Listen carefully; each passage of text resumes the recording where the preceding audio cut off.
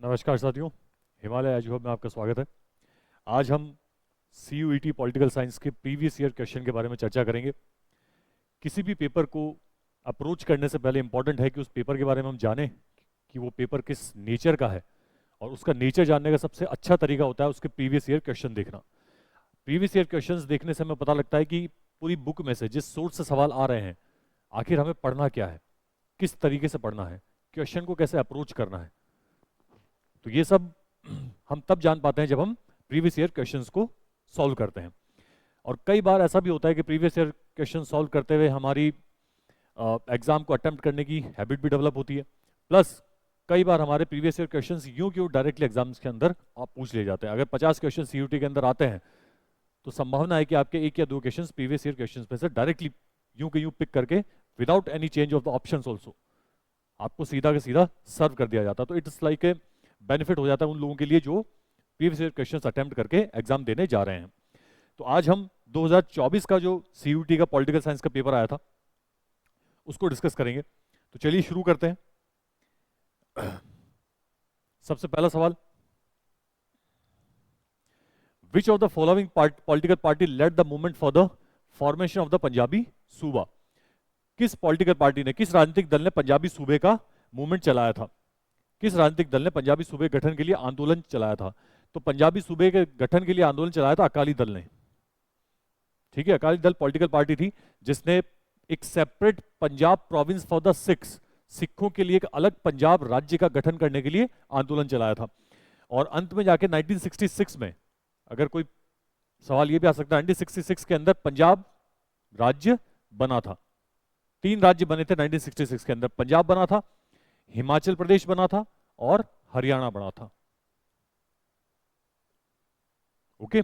अकाली दल 1920 के दशक के अंदर बनी हुई पार्टी थी जो गुरुद्वारों का जो प्रबंधन था उसमें जिस तरह की अनियमितताएं आ रही थी, उस अनियमितता के विरोध के अंदर पॉलिटिकल पार्टी का गठन हुआ था। बाद में ये पंजाब की राजनीति के अंदर सत्ता में भी आई थी। तो 1966 के अंदर पंजाबी सूबा बना था और इसके लिए आंदोलन किसने किया था? अकाली दल ने किया था। Next, who among the following led the anti-Brahmin movement, worked for the Justice Party and also founded Dravidam Kazhagam? 3 बातें आ रही है, एंटी ब्राह्मण मूवमेंट, ब्राह्मण विरोधी आंदोलन, जस्टिस पार्टी और द्रविड़ काजगम DK। ये 3 किससे संबंधित हैं? तो ये 3 संबंधित हैं EV रामास्वामी नायकर से, जिनको पेरियार भी कहा जाता है। पेरियार का मतलब होता है रेस्पेक्टेड मैन।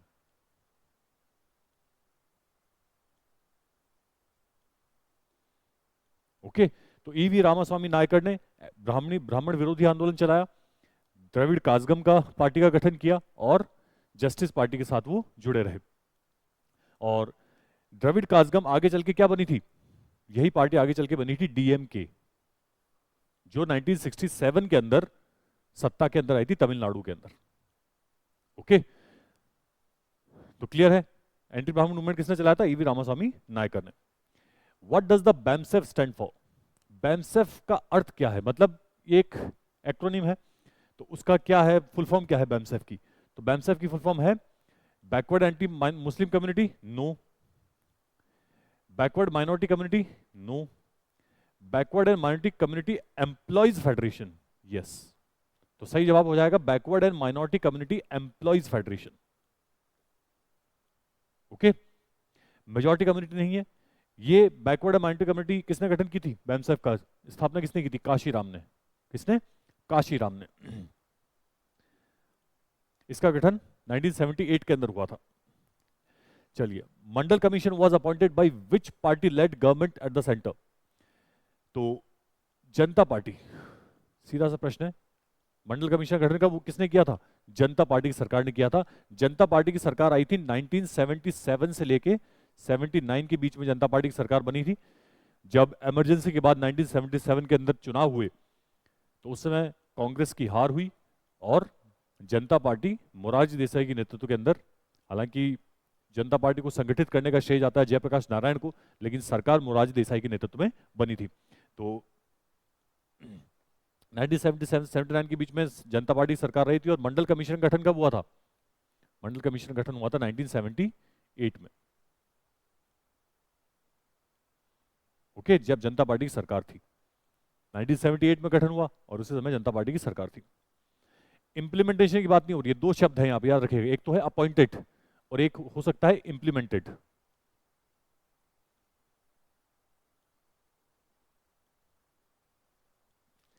जब भी सवाल पढ़े तो सवाल को, जो शब्द सवाल के अंदर दिए हुए हैं उन शब्दों को बहुत ध्यान से पढ़ें, क्योंकि एक शब्द जो आप गलत पढ़ लेते हैं उससे आपका आंसर भी गलत हो जाता है। अब यहाँ पे मंडल कमीशन अपॉइंटेड किसके द्वारा किया गया था? जनता पार्टी सरकार के द्वारा। यहाँ पे इंप्लीमेंटेड आ जाता तो फिर जनता पार्टी का आंसर नहीं होता। इंप्लीमेंटेड किया गया था नेशनल फ्रंट की जो गवर्नमेंट थी वीपी सिंह की गवर्नमेंट, विश्वनाथ प्रताप सिंह सरकार जो नहीं थी 1989 के अंदर, उसने मंडल कमीशन को इंप्लीमेंट किया था। तो दो शब्द हैं, अपॉइंटेड और इंप्लीमेंटेड। चलिए next, in 1974 the nationwide strike by all the employees of the railway was led by which of the following leaders? तो ये रेलवे स्ट्राइक की थी जॉर्ज फर्नांडिस के नेतृत्व में। किसकी लीडरशिप में? जॉर्ज फर्नांडिस की लीडरशिप में इसको किया गया था। रेलवे स्ट्राइक बेसिकली हुई थी आपके बोनस के लिए, बोनस और वर्किंग कंडीशन।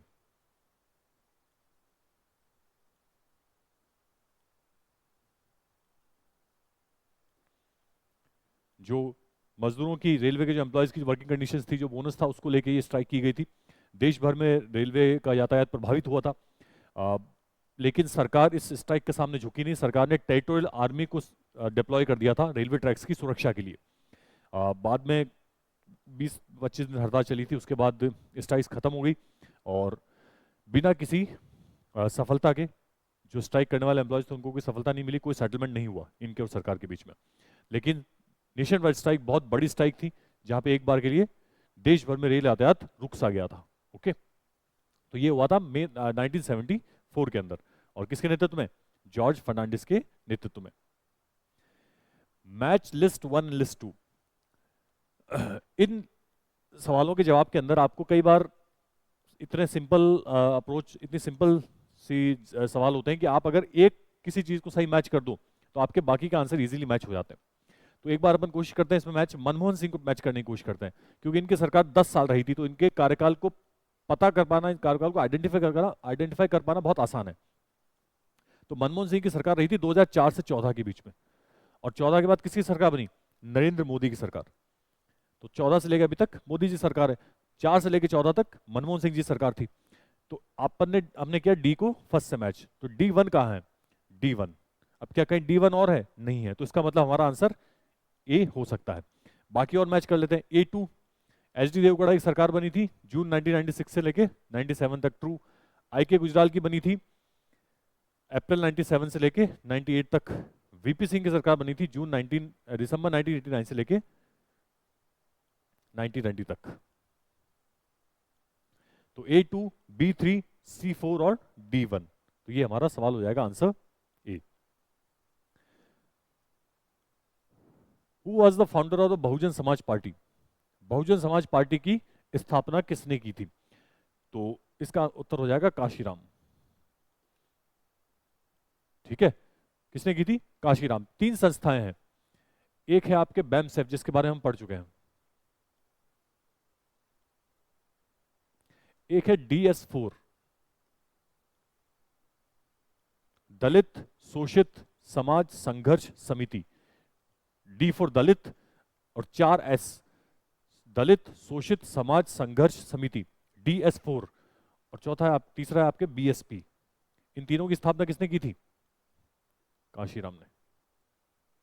ओके, तो बहुजन समाज पार्टी, DS4 और आपके BAMSEF, इन तीनों की स्थापना काशीराम ने की थी। और बहुजन का मतलब क्या है? सवाल यहाँ पे बहुजन है, तो बहुजन में भी कई बार सवाल पूछ लिया जाता है। तो बहुजन के अंदर आपके आते हैं SC, ST, OBC and minority. Okay, इन 4 समाजों को मिलकर क्या बनता है? बहुजन। ओके, इसी उद्देश्य के साथ काशीराम ने बहुजन समाज पार्टी का गठन किया था कि अगर ये चारों समाज साथ में आ जाए तो फिर सरकार तो इन्हीं की बन सकती है, और कोई ये पॉपुलेशन करीब हो जाती है 80 to 85% देश की। तो अगर ये सब संगठित हो जाएंगे तो फिर यही मेजोरिटी में होंगे, बाकी तो माइनॉरिटी में रहेंगे फिर। तो यही हो जाएगा बहुजन। ठीक है, बहुजन मतलब मेजोरिटी। चलिए आगे सवाल अपनी क्लास को जारी रखने से पहले एक इंपॉर्टेंट इन्फॉर्मेशन आप लोगों के लिए। जो भी आपको CU2 से संबंधित आपको जानकारी चाहिए, आपको काउंसलिंग से संबंधित, क्लासेस से संबंधित, एप्लीकेशन में आपको कुछ सर्च करना है या एप्लीकेशन में आपको कुछ ढूंढना है, तो आप टेलीग्राम चैनल ज्वाइन कर सकते हैं। ओके, CUT के संबंधित आपको सारी जानकारी आपके Himalaya CUT Himalaya edu hub के टेलीग्राम चैनल पे मिल जाएंगी।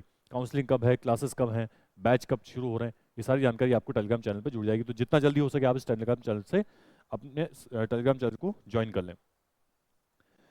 चलिए, उसके बाद एप्लीकेशन है हिमालयन एजू हब की। इसको डाउनलोड करने पे या आपको गूगल प्ले पे, एप्पल आई स्टोर पे, दोनों पे मिल जाएगी। एप्लीकेशन डाउनलोड करने पे आपको इसमें जो प्रीवियस ईयर क्वेश्चंस हैं उनके क्विज फॉर्मेट के अंदर आपको चैप्टर्स के क्विज फॉर्मेट में आपको क्वेश्चन दिए हुए हैं, PYQs भी दिए हुए हैं, और उनका एक्सप्लेनेशन भी दिया हुआ है, प्लस कुछ डेमो क्लासेस भी आपको एप्लीकेशन में मिल जाएंगी। तो इससे आप अपनी तैयारी को एक थोड़ा शार्प एज दे सकते हैं। तो it's important to download this Himalayan edu hub application if you want to excel in the preparation for the CUET। Okay, चलिए आगे बढ़ते हैं। एक और इन्फॉर्मेशन, तीन जो फॉर्मेट्स हैं, तीन जो स्ट्रीम्स है, साइंस, ह्यूमैनिटीज और लैंग्वेजेस, इन तीनों के कॉम्बो पैक आपको इस हिमालयन एजू हब के अंदर मिल जाएंगे इस कोचिंग में, जिसमें आपको फाउंडेशन बैच मिलेगा, लाइव क्रैश कोर्स की क्लासेस मिल जाएंगी और टेस्ट सीरीज मिलेगी। ये कॉम्बो पैक है। इस कॉम्बो पैक में फाउंडेशनल कोर्स भी मिलेगा, क्रैश कोर्स की क्लासेस भी मिलेंगी और टेस्ट सीरीज भी आपको मिल जाएगी।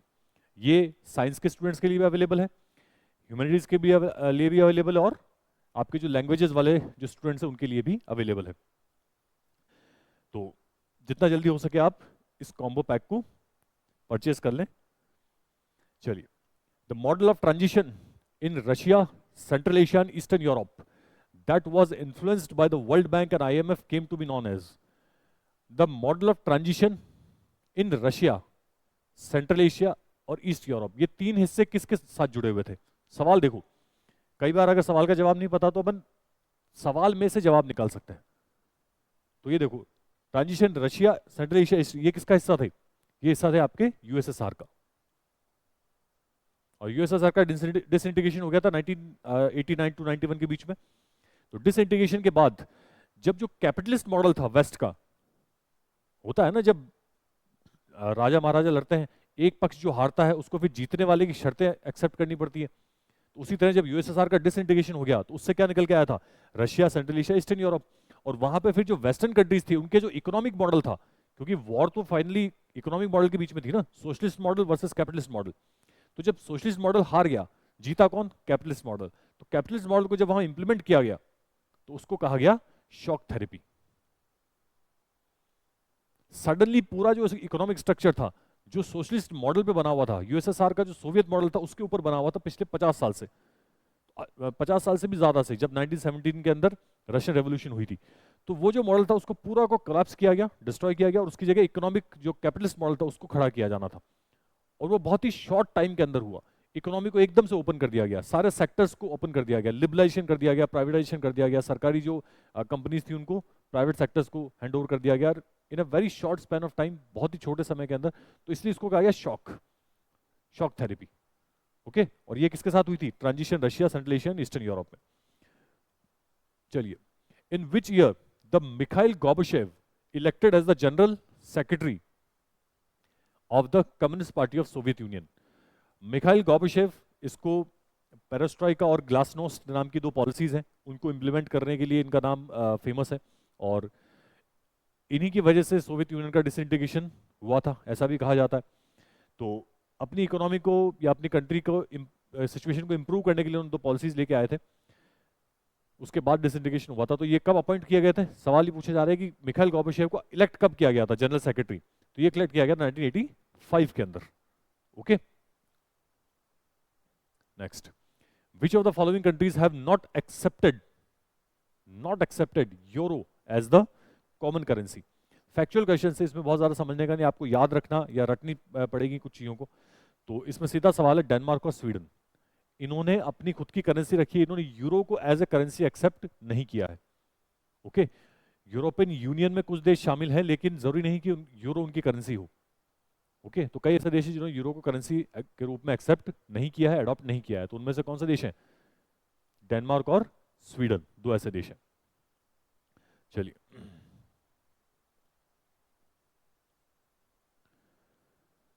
Next, Asian regional forum ARF established in 1994 is the organization that carries out the coordination of। ARF बना था एशियन रीजनल फोरम, ठीक है। एशियन आपके कब बना था? एशियन बना था 1967 के अंदर। क्या बना था? एशियन, ARF नहीं, ARF बनी थी 1994 के अंदर। Asian, Association for south east Asian Nations. Asian की फुल फॉर्म भी पूछी जा सकती है, association for south east Asian Nations. Okay, 1967 के अंदर 5 देशों ने किसको बनाया था? एशियन को बनाया था, ठीक है। इंडोनेशिया, मलेशिया, फिलीपींस, थाईलैंड और सिंगापुर, ये 5 देश है जिनसे मिलके एशियन बना था। बाद में 5 देश अलग अलग समय के ऊपर जुड़े और आज एशियन के अंदर 10 देश हैं। कितने? 10 countries are part of Asian. तो एशियन रीजनल फोरम ARF कब बना था? 1994 के अंदर। किस लिए बना था? ये बना था सिक्योरिटी और फॉरेन पॉलिसी को कोऑर्डिनेट करने के लिए। ये जो कंट्रीज हैं, एशियन की जो कंट्रीज हैं, जो 10 देश हैं, और उनके जो फॉरेन पॉलिसी है या उनकी जो सिक्योरिटी है, उसमें कोऑर्डिनेशन स्टेबलाइज करने के लिए ARF का गठन हुआ था 1994 के अंदर। ओके, तो करेक्ट आंसर है security and foreign policy coordination के लिए। Okay, which of the following nations adopted open door policy and economic reforms in 1978? किस देश ने ओपन डोर पॉलिसी को अडॉप्ट किया था in order to reform itself economically? अपने इकोनॉमिक रिफॉर्म्स के लिए 1978 के अंदर चाइना ने, किसने? चाइना ने ओपन डोर पॉलिसी अपनी इकोनॉमिकली अडॉप्ट की थी। इसके तहत वांटेड टू इंक्रीज प्रोडक्टिविटी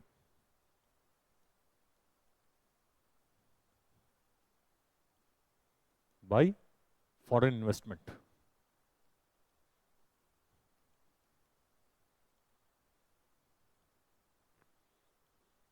ठीक है, ओपन डोर के तहत क्या था? अपने देश की जो इकोनॉमिक प्रोडक्टिविटी थी उसको बढ़ाना था by attracting the foreign investment, attracting investment from the abroad, ठीक है, टेक्नोलॉजी के फॉर्म के अंदर, कैपिटल के फॉर्म के अंदर। ओके, तो ओपन डोर पॉलिसी 1978 के अंदर 3 इंपॉर्टेंट सवाल बनते हैं। सवाल ये आ सकता है कि which policy China adopted in 19 the policy China adopted in 1978 is known as open door policy. Okay, तो सवाल कई तरीकों से बन सकते हैं। आपको जो प्रीवियस ईयर क्वेश्चंस है, मैंने आपसे कहा है कि प्रीवियस ईयर क्वेश्चन बहुत इंपॉर्टेंट हो जाता है। सिर्फ इस फॉर्म में नहीं कि जो सवाल पूछा गया एग्जैक्टली वैसा ही आ जाए, संभावना है 50 में से हो सकता है एक आध सवाल एग्जैक्टली वैसा पूछ लिया जाए, लेकिन कई बार जो प्रीवियस ईयर क्वेश्चन है, जो क्वेश्चंस का फॉर्मेट है, उसी में से आपके 2-3 सवाल बन सकते हैं। अब जैसे यही सवाल ले लो, ओपन डोर पॉलिसी जो सवाल पूछा जाए, इसके अंदर 3 इंपॉर्टेंट फैक्ट आ रहे हैं। एक फैक्ट आ रहा है चाइना का, दूसरा फैक्ट आ रहा है ओपन डोर पॉलिसी, और तीसरा फैक्ट आ रहा है 1978। ओके, इसी को आप ट्विस्ट करके सवाल पूछ लेंगे कि China 1978 the policy China adopted in 1978 is known as open door policy. Open door को किस में डाल देंगे? ऑप्शंस में डाल देंगे। तो प्रीवियस ईयर क्वेश्चन को जब आप पढ़ें तो हर डायमेंशन से उसको समझने की कोशिश करें कि इस प्रीवियस ईयर सवाल जो आया उसमें से कितने सवाल बन सकते हैं। सीधा पूछ सकता है कि ऑप्शंस में दे सकता है कि ओपन डोर पॉलिसी का मतलब क्या है, क्या हुआ है ओपन डोर पॉलिसी से, क्या ऑब्जेक्टिव था ओपन डोर पॉलिसी का? तो increase productivity by attracting foreign investment, by attracting foreign investment, ये ओपन डोर पॉलिसी का ऑब्जेक्टिव था। तो सवाल पीवाईक्यू में ऐसे भी बन सकते हैं। 1966 के अंदर who made the 6 point proposal for the greater autonomy for the east Pakistan? 1966 के अंदर ईस्ट पाकिस्तान को और ज्यादा स्वायत्तता देने के लिए ईस्ट पाकिस्तान की जो इंटरनल एडमिनिस्ट्रेशन है, उस एडमिनिस्ट्रेशन को जो ईस्ट पाकिस्तान के लोग हैं वो बेहतर तरीके से चला सके। ईस्ट पाकिस्तान जो वेस्ट पाकिस्तान से बिल्कुल अलग था, बीच में इंडिया आता था, तो उसको ईस्ट पाकिस्तान को और ज्यादा स्वायत्तता दी जाए, ऑटोनॉमी दी जाए, ऐसा एक प्रपोजल बना के शेख मुजीबुर रहमान ने, किसने? शेख मुजीबुर रहमान ने ऐसा प्रपोजल पाकिस्तान को दिया था, लेकिन बाद में वो प्रपोजल एक्सेप्ट नहीं किया गया था। और उसके बाद का जो घटनाक्रम हम सबको पता है कि 1971 के अंदर जो ईस्ट पाकिस्तान के अंदर पाकिस्तान के द्वारा जो वायलेंस हुआ, एट्रोसिटीज हुई, रेफ्यूजीज भारत के अंदर आए, और रिजल्ट के अंदर भारत को फिर बांग्लादेश ईस्ट पाकिस्तान के अंदर एंटर करना पड़ा, और एक बांग्लादेश नाम की कंट्री निकल के सामने आई। ओके, तो 6 पॉइंट प्रपोजल 1966 के अंदर ईस्ट पाकिस्तान के लिए किसने दिया था? शेख मुजीबुर रहमान ने।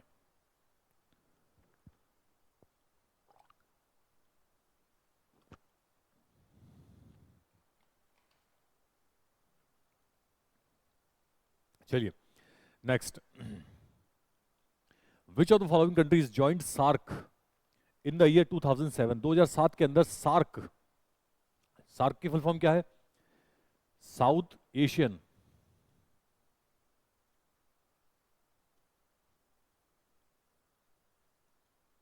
Association for Regional Cooperation. South Asian Association for Regional Cooperation is the full form of SAARC. कब बनी थी? 1985 में। अब देखो कितने सवाल निकल के आ गए एक ही पीवाईक्यू से। सार्क की फुल फॉर्म आ गई, कब बनी थी? 1985 के अंदर बनी थी। सार्क में कौन कौन सी कंट्रीज शामिल हैं? कितनी कंट्रीज है सार्क में प्रेजेंट के अंदर? प्रेजेंट के अंदर सार्क के अंदर है 8 कंट्रीज। ठीक है,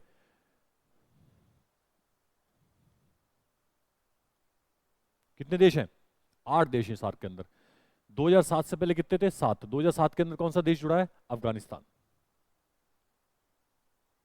ठीक है, तो 2007 से पहले 7 देश थे, 2007 में जब अफगानिस्तान जुड़ गया तो कितने देश हो गए? 8 देश। तो प्रेजेंट के अंदर सार्क के अंदर 8 देशों का समूह है सार्क। ओके, तो कितने सवाल बने एक सिंपल पीवाईक्यू से? ओके, तो क्या ये तीनों देश, अब सार्क के अंदर कंट्रीज कौन कौन सी? 8। इन कंट्रीज के नाम भी लिख लो। India, Pakistan, Bangladesh,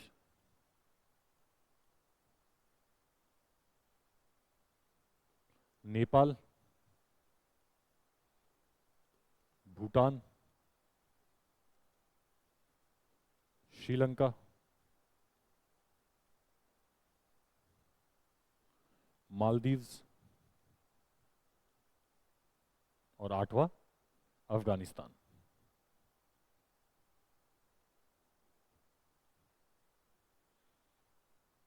okay, India, Pakistan, Bangladesh, Nepal, Bhutan, Sri Lanka, Maldives और अफगानिस्तान। ये 8 देश हैं जो किसका हिस्सा है? सार्क कंट्रीज का। ओके, चलिए next, which of the following countries is not included in south Asia? सवाल आ गया, कौन सा देश है जो साउथ एशिया के अंदर शामिल नहीं है? पाकिस्तान आता है। अब साउथ एशिया के अंदर शामिल नहीं है तो आप सीधा एक एग्जाम्पल देखो, सार्क कंट्रीज की बात हो रही है बेसिकली यहाँ पे। ठीक है, तो पाकिस्तान सार्क का हिस्सा है, बिल्कुल है। चाइना है, सॉरी, चाइना सार्क का हिस्सा नहीं है, तो सही जवाब क्या हो जाएगा? चाइना। साउथ एशिया का कौन सा हिस्सा नहीं है? चाइना नहीं है। बाकी बांग्लादेश है और नेपाल है। पाकिस्तान, बांग्लादेश, नेपाल, ये तीनों ही साउथ एशिया का हिस्सा है, चाइना नहीं है। At the Yalta conference the big three decided to organize a United Nations conference on the proposed world organization of Big Three stood for। एक proposed world organization, कौन सी proposed world organization थी? वो थी UN। कौन सी थी?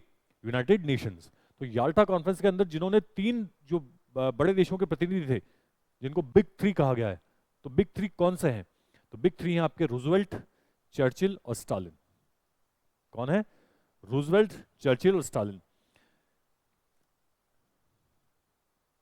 और Roosevelt कहां के हैं?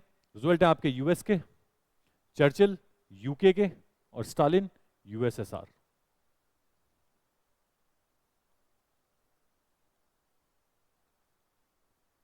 ओके, तो 3 देशों के नाम याद रखना, यूएस, यूके और यूएसएसआर। रूजवेल्ट, चर्चिल और स्टालिन बिग 3 कहा गया है जिन्होंने याल्टा कॉन्फ्रेंस अटेंड की थी।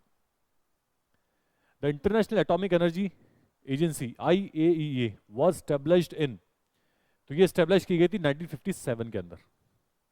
कब? 1957 में। ये ड्वाइट आइजनहावर, उस समय यूएस के प्रेसिडेंट कौन थे?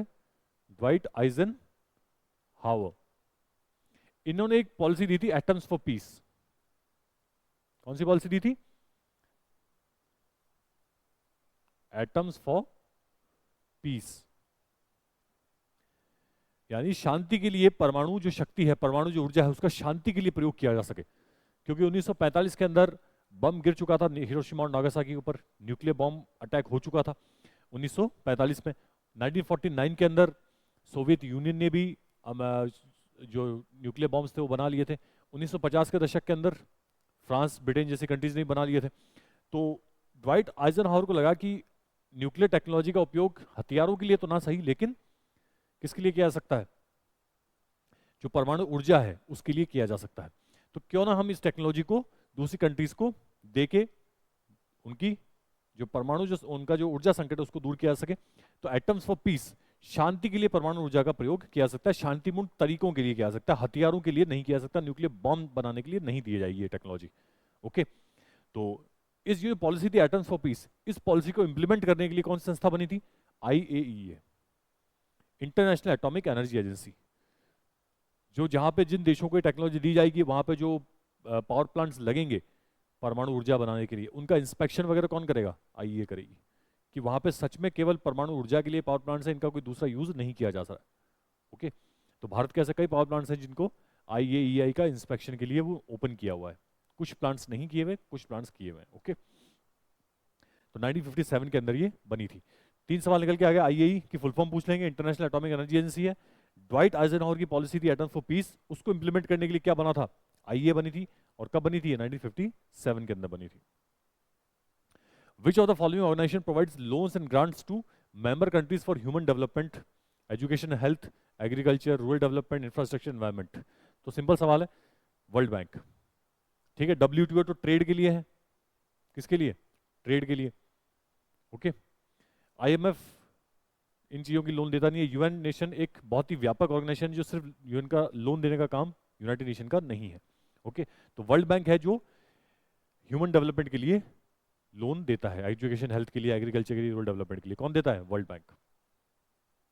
चलिए, स्टार्ट की full form, what is the full form of start? Strategic arm reduction treaty, strategic arms reduction treaty. Okay, toll नहीं है, टैक्टिक्स नहीं है, टैक्स नहीं है। Okay, strategic arms reduction treaty किस किस के बीच में हुई थी? US and USSR। ओके, इसी तरह एक और सवाल है, salt, strategic arms limitation treaty. Okay, strategic arm reduction treaty, strategic arm limitation treaty. Okay, salt. तो इनकी फुल फॉर्म, जब भी ऐसा कोई शब्द आए तो इनकी फुल फॉर्म याद रखें। Which of the following threat to the global security? Human rights, global security के लिए खतरा कौन सा है? क्या ह्यूमन राइट्स, क्या मानवाधिकार वैश्विक सुरक्षा के लिए खतरा है? अगर आपको मेरे को कुछ अधिकार मिले तो क्या दुनिया के लिए खतरा है? नहीं, तो ये ऑप्शन गलत हो गया। आर्म्स कंट्रोल, क्या हथियारों की अगर कमी की जाएगी दुनिया के देशों के पास जो हथियार उनमें कंट्रोल किया जाएगा तो क्या खतरा पैदा हो जाएगा? अच्छा ही है, उल्टी सुरक्षा बढ़ेगी, तो ये भी ऑप्शन नहीं हो सकता। यहाँ पे पूछा किसी खतरे के बारे में पूछा जा रहा है। टेररिज्म खतरा है? बिल्कुल टेररिज्म खतरा है। डिसआर्मामेंट खतरा नहीं है। तो which of the following is the threat to the global security? It is the terrorism which is threat to the global security. चलिए, again the match the list 1 and list 2। पहली लिस्ट के अंदर इंडिजिनस पीपल के बारे में दिया हुआ है और दूसरी लिस्ट के बारे में क्षेत्रों की चर्चा है कि ये जो इंडिजिनस ट्राइब्स हैं, जो किसी क्षेत्र विशेष में रहने वाले जो जनजातियां हैं, तो दूसरा उनका क्षेत्र दिया हुआ है और यहाँ पे ट्राइब्स जनजातियां दी हुई है। तो सबसे पहले दी हुई है मापुचे। मापुचे ट्राइब कहाँ है? कूना ट्राइब, कॉर्डिलर ट्राइब और tribal people of the Chittagong hills of tracts. Match the list के अंदर बहुत मैंने कहा है कि सवालों के अंदर अगर आपको एक या दो ऑप्शन बताऊं तो बाकी के इजीली कनेक्ट हो सकते हैं। तो सबसे पहले चिटगांव, इसके बारे में सुना होगा। चिटगांव कहाँ पे? बांग्लादेश का हिस्सा है। किसका? बांग्लादेश का। तो चिटगांव ट्रैक्ट्स, तो जो चिटगांव के अंदर ट्राइब पाए जाएंगे वो कहाँ पाए जाएंगे? बांग्लादेश के अंदर। तो डी का हो जाएगा 2। अब ऑप्शन देखिए D2 कहाँ है? D2 है, D2 है, तो इसका मतलब हमारे पास ये दो ऑप्शंस बचे हैं, ये दो एलिमिनेट हो गए। अब 4 में से हमको सही नहीं ढूंढना, अब 2 में से एक सही ढूंढना है। ओके, तो उसके बाद एक पता होना चाहिए आपको। तो मापुचे ट्राइब आपको मिलेंगे चिली के अंदर, कूना ट्राइब मिलेंगे आपको इसके अंदर पनामा कैनाल के अंदर, और कॉर्डिलेरा रीजन के अंदर मिलेंगे फिलीपींस के अंदर। तो मापुचे A3 हो जाएगा। A3 किस में है? A3 इसमें है, तो ये आपका सही सवाल हो जाएगा। B1 कूना ट्राइब पनामा कैनाल के अंदर मिलेंगे, और कॉर्डिलर रीजन के जो इंडिजिनस ट्राइब है वो कॉर्डिलर रीजन पाया जाता है आपके फिलीपींस के अंदर। ओके, तो C4 हो जाएगा। Correct answer is B. When was the Kyoto protocol was signed? Kyoto protocol कहां साइन किया गया था? क्योटो बेसिकली कहां पे है? जापान के अंदर। और क्योटो प्रोटोकॉल किससे संबंधित है? बताइए। क्योटो प्रोटोकॉल जब साइन हुआ था 1997 के अंदर, तो ये संबंधित किससे है? ये संबंधित है आपके ग्लोबल वार्मिंग से। ग्लोबल वार्मिंग, ग्लोबल वार्मिंग को कम करने के उद्देश्य से क्योटो प्रोटोकॉल साइन किया गया था।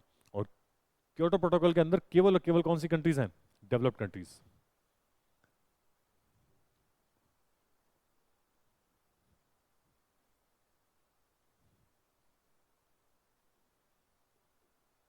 कौन सी कंट्रीज है? Developed countries. भारत ने साइन किया था, लेकिन भारत ने उसको रेटिफाई इंप्लीमेंट करने के लिए भारत को कोई बाध्यता नहीं थी, क्योंकि क्योटो प्रोटोकॉल केवल केवल विकसित देशों के लिए बनाया गया था। चलिए, when was the energy conservation act was passed? ये बात हो रही है इंडिया के कॉन्टेक्स्ट में। किसके? इंडिया के। तो भारत ने जो ग्लोबल वार्मिंग है,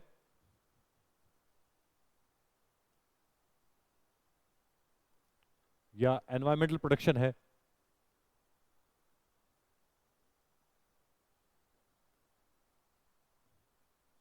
पर्यावरण सुरक्षा और जो ग्लोबल वार्मिंग है उससे संबंधित, या ग्लोबल वार्मिंग से डील करने के लिए, पर्यावरण की सुरक्षा के लिए भारत ने कौन कौन से ऐसे कदम उठाए हैं? तो उसमें एक कदम था एनर्जी कंजर्वेशन एक्ट, भारत ने पास किया है। किस तरीके से ऊर्जा संरक्षण किया जा सकता है? तो भारत ने एनर्जी कंजर्वेशन एक्ट पास किया था 2001 के अंदर। Okay. Which of the following global platforms bring together human rights activist, environmentalist, labour, youth and women activist oppose to the neo liberal globalisation? तो ये आपके ग्लोबलाइजेशन चैप्टर से टॉपिक आया। तो इसमें सीधा सिंपल है, वर्ल्ड सोशल फोरम। कौन सा? वर्ल्ड सोशल फोरम ऐसा फोरम है जो पर्यावरणविदों को, कार्यकर्ताओं को, मजदूरों को, युवाओं को, महिलाओं को, सबको साथ में लेके आता है। किसके खिलाफ? लिबरल, नियो लिबरल ग्लोबलाइजेशन के खिलाफ। किसके खिलाफ? नियो लिबरल ग्लोबलाइजेशन के विरुद्ध में, उसके खिलाफ आंदोलन करने के लिए सब साथ में आते हैं। इसके 3 समिट हुए, 2001, 2004 और 2018। 1 का हुआ था ब्राजील के अंदर, ये कौन सा समिट था? फर्स्ट। उसके बाद का हुआ मुंबई के अंदर, ये कौन सा समिट था? फोर्थ। और 2018 के अंदर कहाँ हुआ है? वापस ब्राजील के अंदर हुआ है। और ये आपकी बुक में लेटेस्ट दिया हुआ है कि लेटेस्ट सबसे जो समिट हुआ है वर्ल्ड सोशल फोरम का, वो कहाँ हुआ है? ब्राजील के अंदर हुआ है 2018 के अंदर। ओके, तो ये तीनों जो समिट हुए हैं वो याद रखने हैं। और वर्ल्ड सोशल फोरम जो फोरम है उसका गठन किन किन लोगों ने मिलकर किया? एक्टिविस्ट हैं, एनवायरमेंटल एक्टिविस्ट हैं, आपके लेबर है, यूथ है, विमेन है, इन सब लोगों ने साथ में आकर इसका गठन किया है। प्लस किसके खिलाफ किया है? नियो लिबरल ग्लोबलाइजेशन के विरोध में किया है। Okay. Which of the statement is true about the globalisation? Globalisation के पक्ष में कौन सा जो स्टेटमेंट है वो ट्रू है? Globalisation is purely an economic phenomena. एक शब्द को याद रखो, क्या बिल्कुल प्योरली इकोनॉमिक फिनोमेना है क्या ग्लोबलाइजेशन? नहीं, globalisation is a multi dimensional phenomena. कैसा फिनोमेना है? Multi dimensional. ना तो प्योरली इकोनॉमिक है, ना ही प्योरली कल्चरल है, ना ही यूनिवर्सल इंपैक्ट होता है इसका ऑल स्टेट्स के ऊपर। Globalisation is a multi dimensional, ये इकोनॉमिक फिनोमेना भी है, पॉलिटिकल फिनोमेना भी है, कल्चरल फिनोमेना भी है। It's a multi dimensional. और globalisation has universal impact on all states? No, globalisation has varied impacts states and societies. कहीं पे ग्लोबलाइजेशन का इंपैक्ट ज्यादा हुआ है, कहीं पे कम हुआ है, कहीं पे बेटर पॉजिटिव वे के अंदर हुआ है, कहीं पे नेगेटिव वे के अंदर हुआ है। तो ग्लोबलाइजेशन के अंदर जो इंपैक्ट हुआ है वो भी डिफर करता है अलग अलग सोसाइटीज और स्टेट्स के रिगार्ड में। अंबेडकर जयंती कब मनाई जाती है? फैक्चुअल क्वेश्चन, अप्रैल 14। 14 अप्रैल को अंबेडकर जी का जन्म हुआ था, और उसी के उपलक्ष्य के अंदर अंबेडकर जयंती मनाई जाती है, और देश के अंदर छुट्टी भी रहती है कई जगहों पे। Study the picture given below and answer the 5 questions that follow. इस पिक्चर के बेसिस के ऊपर अगले जो 5 सवाल आएंगे उनका हमको जवाब देना है। सबसे पहले लोगो है, ये किसका लोगो है? इसको देख के आपको कौन सी ऐसी ऑर्गेनाइजेशन है जो दिमाग में आती है? सिंपल है, यूनाइटेड नेशन। ये दो ऑलाइव लीव्स हैं, कौन सी लीव्स हैं? ऑलाइव लीव्स, ऑलाइव के पत्ते हैं, जैतून के जो दो पत्तियां हैं, और उनको जो ग्लोब है, पृथ्वी है, उसको सराउंड करके ऑलाइव लीव्स हैं, और ये पूरा वर्ल्ड का मैप है। ऑलाइव लीव्स इसलिए क्योंकि ऑलाइव जो लीव्स होती है वो शांति का प्रतीक होती है। ओके, हिस्टोरिकली या हमारे जो भी लिटरेचर में ऑलाइव जो पत्तियां हैं वो शांति के प्रतीक के रूप में देखी गई हैं, इसलिए ऑलाइव लीव्स का प्रयोग लोगों के अंदर किया गया है। Who was the second secretary general of United nation? कौन से सेकंड? फर्स्ट कौन थे फिर? फर्स्ट थे आपके ट्रिगवेली, तो सेकंड थे आपके डैग हैमरशोल्ड। कौन थे? डैग हैमरशोल्ड। ये रहे थे आपके 1953 से लेके 61 तक। और इनके टाइम में कौन कौन सी घटनाएं हुई थी? दो, एक इंपॉर्टेंट घटना, सुएज कैनाल क्राइसिस। क्या हुआ था? सुएज कैनाल क्राइसिस इन्हीं के कार्यकाल के अंदर हुआ था, और इन्हीं को क्या दिया गया था? Nobel peace prize.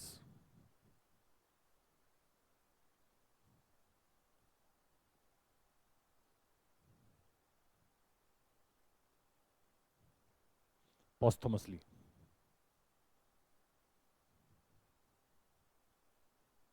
मरणोपरांत इनको नोबेल पीस प्राइज से सम्मानित किया गया था। ओके, तो डैग हैमरशोल्ड पहले थे, ट्रिगवेली फर्स्ट थे। ओके, और डैग हैमरशोल्ड के बने थे यूथंट। ओके, जिनके कार्यकाल के अंदर क्यूबन मिसाइल क्राइसिस हुआ था। चलिए, which day celebrated the United nation day? UN day 24 अक्टूबर 1945। इस दिन क्या हुआ था? यूनाइटेड नेशन का गठन हुआ था। United nation was founded on 24 अक्टूबर 1945। इसलिए 24 अक्टूबर को हर साल क्या बनाया जाता है? यूएन डे बनाया जाता है। The UN was founded as a successor to which of the following? किस संस्था के उत्तराधिकार के रूप में यूनाइटेड नेशन का गठन हुआ था? मतलब यूनाइटेड नेशन के पहले ऐसी कौन सी संस्था थी जिसको यूनाइटेड नेशन जैसा कुछ बनाया गया था लेकिन वो सफल नहीं हो पाई थी? बाद में फिर यूनाइटेड नेशन बनाया गया। तो यूनाइटेड नेशन के पहले ऐसी कौन सी संस्था थी? लीग ऑफ नेशंस, 1919 में बनी थी। ओके, लेकिन वो सफल नहीं हो पाई। इसका जीता जागता उदाहरण है कि अगर सफल हो जाती तो सेकेंड वर्ल्ड वॉर क्यों होता? तो वो सफल नहीं हो पाई। Right the full form of UNDP. United Nation development planning, no. United Nation design programme, no. Developmental news development, no. United Nation development programme, that is the correct answer, is B, United Nation development programme. Paragraph पढ़ना है और answer the 5 questions. अब paragraph जब आते हैं तो अब आपके पास अगर समय काफ़ी ज़्यादा है एग्जाम के अंदर, नॉर्मली ऐसा होता नहीं किसी एग्जाम के अंदर कि आपको समय बहुत ज़्यादा मिले, तो समय की हमेशा कमी रहती है। तो यही हम मान के चलेंगे, अगर समय की कमी है तो आपको पूरा पैराग्राफ में समय व्यतीत नहीं करना है। Don't spend too much time on reading the entire paragraph. आप पढ़ना चाहते हैं, टाइम है आपके पास, तो पढ़ लीजिए। इसको अप्रोच करने का तरीका क्या होगा फिर? इसको अप्रोच करने का तरीका, सबसे पहले आप क्वेश्चंस पे जाइए। सवाल, आंसर द 5 क्वेश्चंस। तो अगले 5 सवाल इस पैराग्राफ के ऊपर बेस्ड हैं, तो अगले 5 सवालों को देखिए सीधा। सवाल पहला क्या पूछा है? North eastern region consist of 7 states called. अब अगले जब 5 सवालों को आप देख लेंगे, ये सवाल देख लिया, विच of the following countries does the north east reason share its boundaries. मतलब दूसरा सवाल किससे आ रहा है? बाउंड्री से रिलेटेड आ रहा है कि नॉर्थ ईस्ट रीजन की बाउंड्री किस कौन कौन से शहर होती है। तीसरा सवाल, which year was the state of Nagaland was created. Nagaland का स्थापना कब हुई थी? Khasi tribes ethnic group the inhabitants of which of the following states. Khasi tribe किस राज्य संबंधित है? और last, north east region serves as a gateway to which of the regions mentioned below. ठीक, कौन से क्षेत्र का प्रवेश द्वार। अब ये 5 सवाल हमने देख लिए, तो अब हम सीधा जब पैराग्राफ पढ़ेंगे तो हमने जो सवाल देखे हैं सीधा उन्हीं सवालों के ऊपर हम पैराग्राफ, उसी सवाल के कॉन्टेक्स्ट में हम पैराग्राफ पढ़ेंगे। इन्हीं सवालों के उत्तर को ढूंढने के लिए हम पैराग्राफ पढ़ेंगे। ओके, चलिए तो वापस लौट के आते हैं पैराग्राफ के ऊपर। पहला सवाल ये था, north east reason consist of 7 states. क्या कहलाते हैं 7 स्टेट नॉर्थ ईस्ट रीजन के?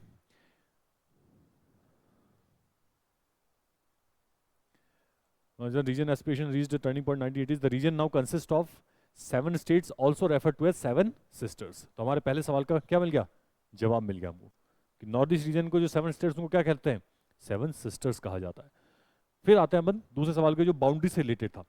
तो otherwise the region shares boundaries with China, Myanmar and Bangladesh. जो रीजन है, जो क्षेत्र है, वो किससे बाउंड्री शेयर करता है, बांग्लादेश, म्यांमार और चाइना से। चलिए नेक्स्ट सवाल हमारा क्या था, नागालैंड कब बना था। तो Nagaland state was created in 1963। अगर हम पहले पैराग्राफ पढ़ते तो हम हर लाइन को बहुत ध्यान से पढ़ते, क्या पता कौन सा सवाल आएगा। पहले हमने सवाल देख लिए, अब उन सवाल के हिसाब से हम जो इंपॉर्टेंट लाइन से बस वही पढ़ रहे हैं। तो नागालैंड कब बना था, 1963 के अंदर, चौथा जवाब मिल गया हमको। उसके बाद खासी हिल्स वाला था एक नेक्स्ट सवाल, खासी हिल्स, खासी hills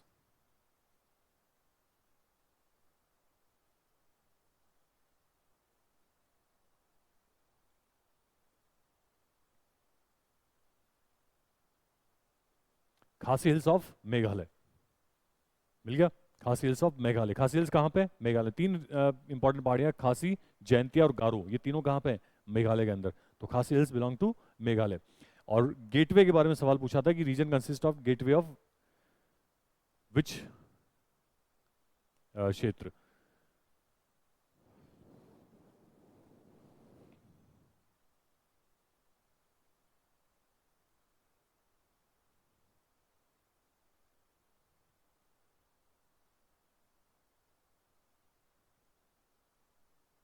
international boundary, weak communication, rest of the states.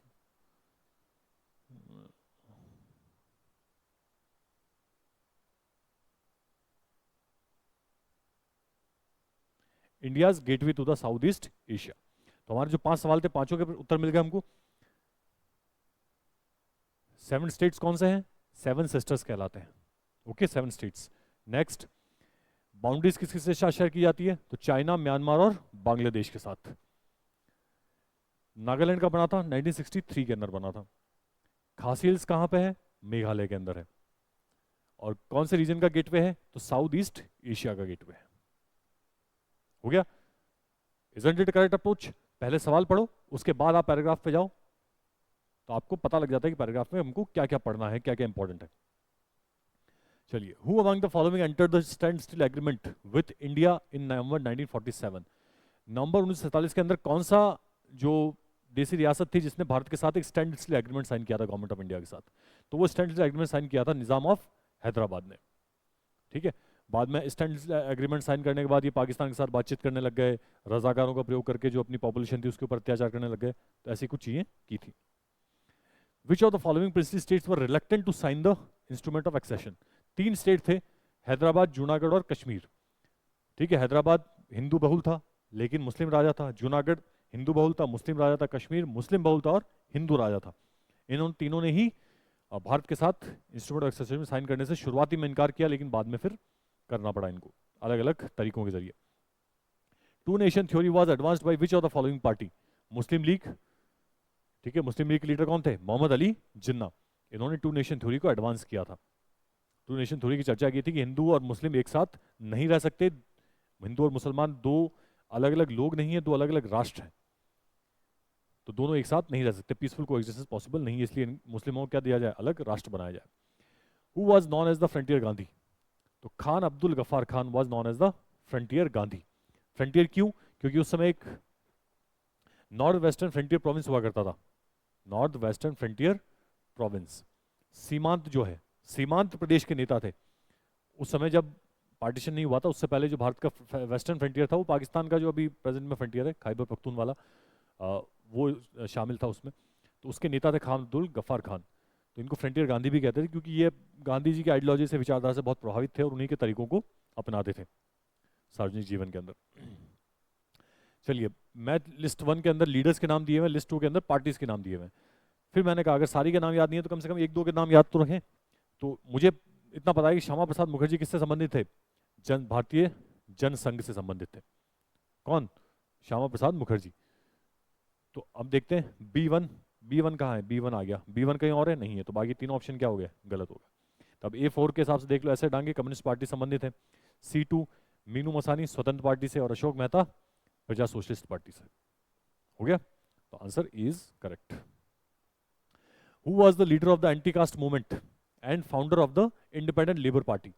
स्वतंत्र जो लेबर पार्टी थी उसकी स्थापना इंडिपेंडेंट लेबर पार्टी को, एंटी कास्ट मूवमेंट के लीडर कौन थे? बाबा साहब अंबेडकर। सबको पता है हमको, इसमें कोई ज्यादा पीएचडी करने की जरूरत नहीं कि भारत के अंदर जो जाति विरोधी आंदोलन था अंबेडकर जी ने बहुत ही प्रभावी रूप से चलाया था, और इंडिपेंडेंट पार्टी की स्थापना भी उन्होंने की थी, ये भी याद रखना। Who was who among the following known as the milkman of India? Bharat का मिल्कमैन किसे कहा जाता है? जिन्होंने एक श्वेत क्रांति देश के अंदर ला दी थी, दुग्ध उत्पादन में देश को अग्रणी देशों के अंदर लाके खड़ा कर दिया था, तो वो थे वर्गीस कुरियन। कौन थे? वर्गीस कुरियन। इन्होंने अमूल बनाया था। क्या बनाया था? अमूल। ठीक है, जो गुड़िया आती है न्यूज़पेपर्स के अंदर कई बार ऐड आते हैं, अटली बटली डिलीशियस नाम से, ठीक है, तो अमूल का ही ऐड है। तो अमूल मतलब आनंद मिल्क यूनियन लिमिटेड, ठीक है, गुजरात के अंदर एक जगह है आनंद, तो आनंद मिल्क यूनियन लिमिटेड के नाम से अमूल बना, और किसने बनाया था? वर्गीस कुरियन ने बनाया था। Statement first, the second 5 year plan stressed on the heavy industries, that is true. First 5 year plan के अंदर एग्रीकल्चर फोकस था, सेकंड 5 ईयर प्लान के अंदर हैवी इंडस्ट्रीज पे फोकस था।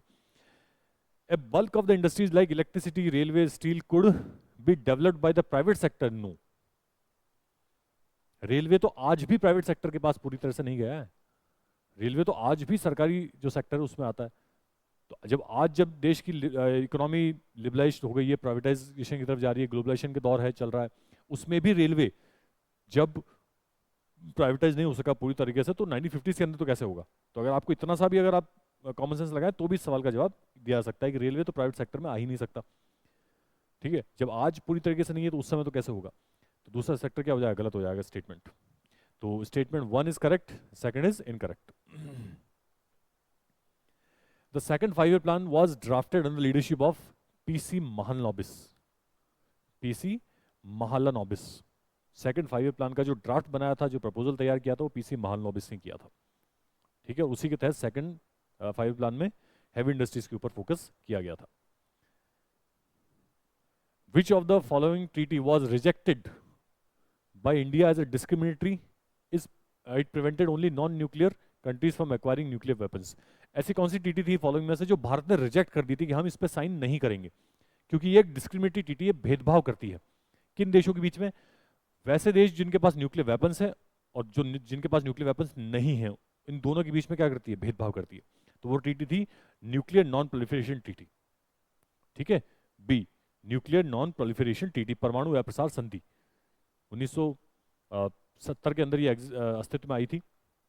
तो 1 जनवरी 1967 से पहले, 67 से पहले जिन्होंने न्यूक्लियर वेपन्स बना लिए हैं उन्हीं देशों को ऑफिशियल न्यूक्लियर कंट्रीज माना जाता है, और उसके बाद जिन देशों ने न्यूक्लियर वेपन्स बनाए उनको न्यूक्लियर वेपन्स बनाने की इजाजत नहीं है इस ट्रीटी के अंतर्गत। तो जो भी इस ट्रीटी को साइन करता है उसको ये देना पड़ता है कि हम ना तो न्यूक्लियर वेपन बनाएंगे, ना ही ऐसे टेक्नोलॉजी को हम किसी के साथ शेयर करेंगे।